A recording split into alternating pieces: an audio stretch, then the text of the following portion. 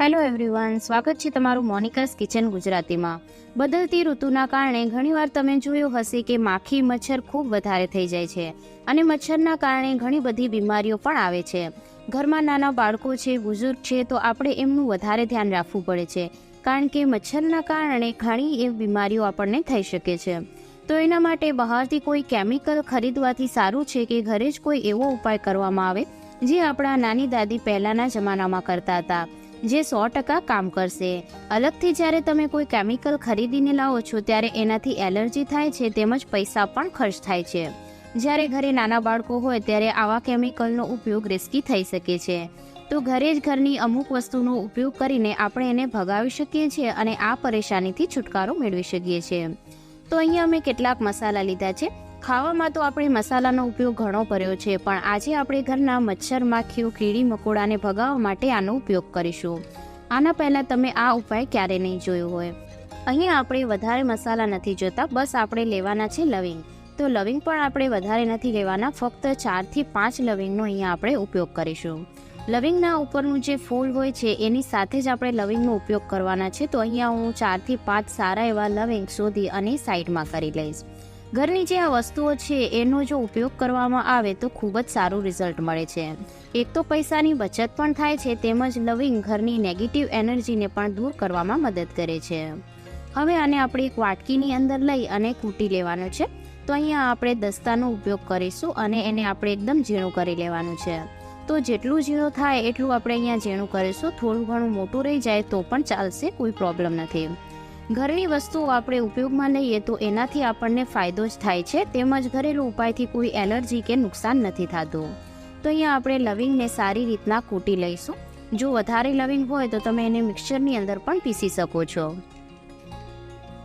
તો ફક્ત 3 થી 4 મિનિટ જેવું થશે અને આપણા લવિંગ છે એકદમ અધકચરા થઈ જશે અને થોડો ઘણો એનો પાવડર પણ બની જશે।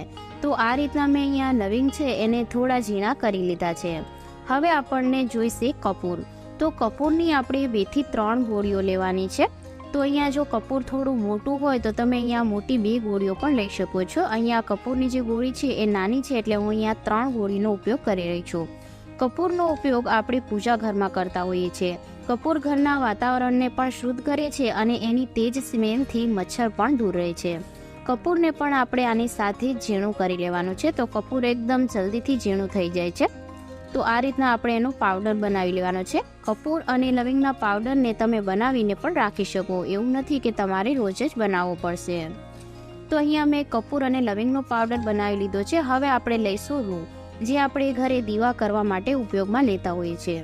રૂને આપણે આ રીતના થોડું ફેલાવી દેવાનું છે। મેં અહીંયા રૂ છે એ થોડું વધારે લીધું છે, તમે જેટલું જોઈએ એટલું રૂ અહીંયા લઈ શકો છો। સાંજના ટાઈમે મચ્છર ખૂબ જ વધારે આવે છે, તો એને ભગાવવા માટે આ ઉપાય ખૂબ જ કારગર છે। તો રૂને આપણે આ રીતના ફેલાવી લીધું છે અને ત્યારબાદ અહીંયા આપણે લઈ લઈશું લસણના છિલકા। તો લસણ છે એ દરેકના ઘરમાં હોય છે। તો લસણના જે એના ઉપરના છિલકા છે એ આપણે લેવાના છે। જો લસણના સૂકા છિલકા તમારી પાસે ના હોય તો લસણને તમે થોડું ફોલશો એટલે એના છિલકા અલગ નીકળશે, એનો ઉપયોગ તમે અહીંયા કરી શકો છો। તો જે આ લસણના છિલકા છે એને આપણે રૂની અંદર મૂકી દેવાના છે અને ઉપરથી રૂને બંધ કરી દેવાનું છે। તો રૂની અંદર આપણે લસણના છિલકાને પૂરી દેવાના છે અને ત્યારબાદ આપણે એને બંધ કરી દઈશું। ત્યારબાદ 2 હાથ વચ્ચેથી એને રોલ વાળવાનો છે, જેથી લસણના છિલકા છે એ રૂની અંદર સારી રીતના ચાલ્યા જાય। થોડું ઘણું જે છિલકા છે એ બહાર આવશે તો પણ ચાલશે, કોઈ પણ પ્રોબ્લેમ નથી। તો આ રીતના આપણે એને અંદરની તરફ જવા દેવાના છે અને આ રીતના એનો રોલ બનાવી અને રેડી કરવાનો છે। તો તમારે અહીંયા નાનો મોટો જેવો તમે ચાહો એવો તમે રોલ બનાવીને અહીંયા રેડી કરી શકો છો।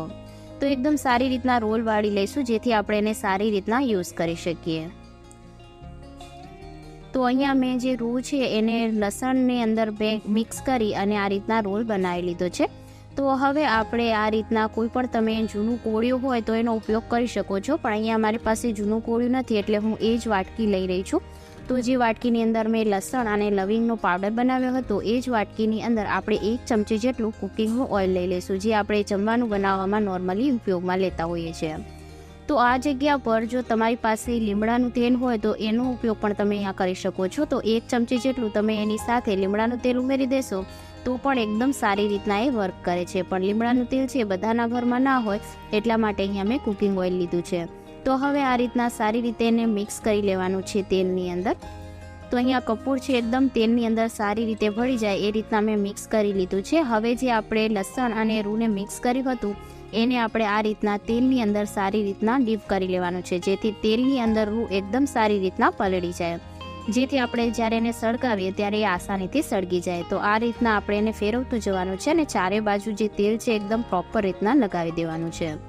તો અહીંયા થોડું તેલ છે મને ઓછું લાગી રહ્યું છે, એટલે આપણે થોડું તેલ હજી ઉમેરીશું. તો જે રૂ છે એકદમ કોરું ના રહી જાય એ વાતનું અહીંયા ધ્યાન રાખવાનું, જેથી એકદમ એ સારી રીતના સળગે. તો અહીંયા તેલ છે એ વધારે નથી લેવાનું. અહીંયા આપણે દીવાને આખી રાત માટે કે આખા દિવસ માટે નથી ચલાવવાનું. તો અહીંયા આપણે તેલ એટલું બધું વધારે નહીં લઈએ. જો વધારે તમે તેલ લેશો તો ખાલી રૂનો જે ઉપરનો ભાગ છે એ જ સળગશે. તો અહીંયા ખાલી જે આપણું રૂ છે એકદમ પલળી જાય એટલું તેલ લેવાનું છે. તો બીજું મેં અહીંયા અડધી ચમચી જેટલું તેલ ઉમેરી દીધું છે, જેથી રૂ એકદમ સારી રીતના પલળી જાય.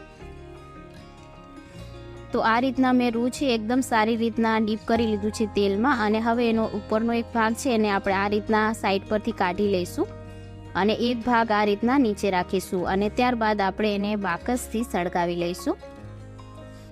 તમે જો ચેનલ પર નવા હોય તો ચેનલને જરૂરથી સબસ્ક્રાઈબ કરજો. આવા યુઝફુલ વિડીયો હું તમારા માટે લાવતી રહું છું. અને નેક્સ્ટ વિડીયો કયા ટોપિક ઉપર જોવા માંગો છો એ કમેન્ટમાં જરૂરથી જણાવજો. તો અહીંયા મેં આ રીતના સળગાવી લીધું છે. તો આની અંદર આપણે લવિંગ તેમજ લસણના છિલકા તેમજ કપૂરનો ઉપયોગ કર્યો છે, જેની તેજ સ્મેલથી જે ઘરના અંદર માખી મચ્છર વગેરે હશે એ બધું દૂર થઈ જશે અને બિલકુલ પણ મચ્છર છે આપણા ઘરની આજુબાજુ પણ નહીં આવશે. તો અહીંયા મેં સળગાવી દીધું છે. આને તમે કોઈ પણ પ્લેટની અંદર લઈ અને આખા ઘરની અંદર ફેરવી શકો છો, જેથી એનો ધુમાડો છે આખા ઘરમાં ફેલાય અને એના લીધે આખા ઘરની અંદર મચ્છર ના આવે. થોડી જ વારની અંદર આ જે રૂ છે એકદમ પૂરું સળગવા લાગશે અને એનો ધુમાડો આખા ઘરમાં ફેલાઈ જશે.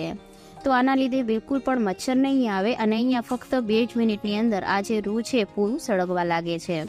તો આની અંદરના જેટલા પણ આપણે ઇન્ગ્રીડિયન્ટ્સ વાપર્યા છે એ બધા 100% નેચરલ છે, એટલે કોઈ પણ એલર્જી કે કોઈ પણ નુકસાન નથી થતું. તો અહીંયા આ રીતના આપણે એને સળગાવી લેવાનું છે. અને આ ઉપાય છે 100% કારગર છે. જો તમે બહારના કેમિકલની અંદર ખર્ચા ના કરવા માંગતા હોય અને એનો ઉપયોગ ના કરવા માંગતા હોય તો તમે ઘરની જ વસ્તુઓમાંથી આ રીતના મચ્છરને ભગાવવા માટે આ ઉપાય જરૂરથી કરી શકો છો. તો અહીંયા તમે આ રીતના જે દીવો છે એને સળગાવીને દિવસના અથવા તો રાતના તમે રાખી દેશો એક ખૂણામાં તો મચ્છર છે એ બિલકુલ પણ નહીં આવે. તો જે સમયે તમને વધારે મચ્છર આવતા હોય એ સમયે તમે આ દીવો છે એ સળગાવીને રાખી શકો છો. તો આજનો વિડીયો કેવો લાગ્યો જરૂરથી જણાવજો.